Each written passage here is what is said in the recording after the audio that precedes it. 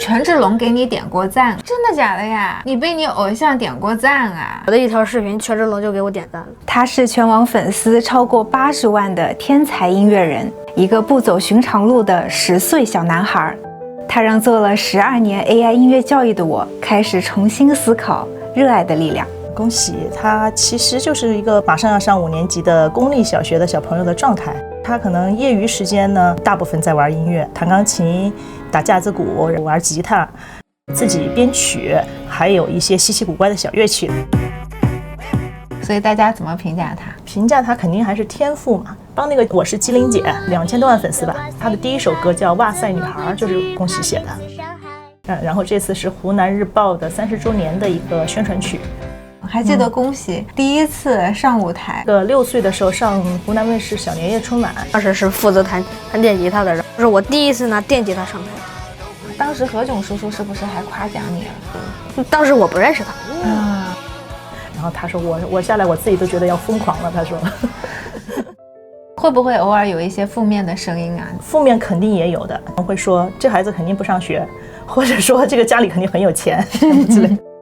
恭喜在学校里边呢，他会觉得自己是一个小明星吗？没有，因为他觉得自己成绩不拔尖，在班上5到10名左右吧，所以在学校他就是个小透明，但实际上也经常有人认出他来，但是他也就我是这样。因为有很多时候对艺术生还是有一点成见，感觉都应该是那个成绩不太好的是吧？是。下午很少有主课，所以我基本上只要下午没有主课的我都请假就带他去学音乐呀，哪怕玩啊，哪怕看电影，因为我觉得在学校会限制他的思维。其实一个会玩的人，就是以后他会是一个对生活有热情的人，他是一个有趣的人，这个很重要。所以我觉得他一定要会玩，他如果都不会玩了，你说你要挣再多的钱，每天干嘛呢？又不开心。然后在家里面，妈妈是经纪人，然后爸爸是什么角色呀？爸爸是助理。比如说拍视频或者合唱的时候意见不统一，一般听谁的？那肯定听恭喜的，恭喜是这个艺术总监。恭喜还有一个姐姐嘛，他对姐姐是很崇拜的，因为姐姐学习成绩很好，他知道姐姐喜欢吃哪个，然后还会把最大的一块这个留给姐姐吃。姐姐管恭喜吗？什么都管，就是恭喜，从他每天穿什么衣服呀，然后是不是今天又吃了长胖的东西啊，恭喜的方方面面姐姐都要管。姐姐画画比我厉害。是吗？吵架也比我厉害。前2天买这个比较贵的一个 CD 嘛，然后他就生气了。所以你现在有没有一个你特别喜欢的偶像？权志龙。权志龙给你点过赞，就是网友转发的我的一条视频，就是我唱他的那个新歌嘛，然后权志龙就给我点赞了。真的假的呀？你被你偶像点过赞啊？哇，你要知道，要偶像给我点过赞，我天天到处跟人说。你是不是觉得你自己还挺像他的？以后我想成为他，中国的他。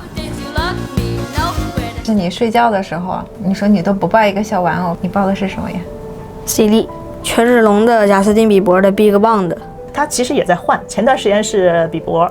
您支持他吗？支持呀，他可以多学一些国际上的音乐风格。是当时是什么个契机，就让他成为了像现在这样的小音乐人？幼儿园每天老师是有20分钟1对1的教一下钢琴的，但是那个20分钟他说很痛苦，他不想学，他就觉得太枯燥了。再过一段时间就接触到小叶子了，接触到小叶子智能，他可能觉得有意思，开始真的是可能通过1周他会弹一首歌了，一首简单的歌了。如果说考级的曲子啊，可能他练半个月，他就可以去考级了。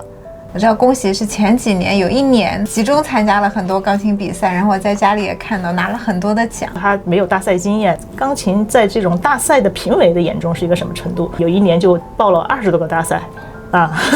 恭喜说他第一次发觉他天赋，好像是爸爸弹了个和弦，然后他就说这是什么 D 和弦，这是 E 和弦，这是什么和弦，他全知道。这个时候才发现他有绝对音感的。每年您在他身上花费大概有20万左右的一个费用，然后就是兴趣爱好和综合素质的培养，花了比较多时间和功夫的。所以那您对恭喜未来是一个什么样的规划呀？是如果你能走台前当然更好，但是台前毕竟是那个千万分之一嘛，所以如果说你没有这个机会走台前，那你有一身本事，有一个音乐方面的技术很扎实，那你做幕后也是很好的。像其他小朋友都走的是一条可能叫比较稳妥的一条路，然后可能你们带恭喜走的是一条其实是风险更高的一条路。其实我觉得应该是风险相对来说是比较可控的，因为恭喜现在他如果说10岁，他可能比同龄人他表现了他更优秀的地方，那这个优势如果他能保持到成年，他而不是说可能大家都去卷学习，他也不见得有胜算，而他现在的这个音乐相关的一些工作呀，他其实也在接触社会。等他20来岁，他可能非常有自己的风格了，那个时候我觉得他竞争力应该是更强的。他昨天恭喜还在改一个音乐，然后嘛他就一直跟我说这块我要怎么再改一改，这还不够好。所以说对他的要求就是把他做一个成熟的音乐人去要求，人家也不会说你是一个10岁的孩子做的，所以我就能降低标准。我觉得职业性可能也是从这一点一滴的工作中培养的吧。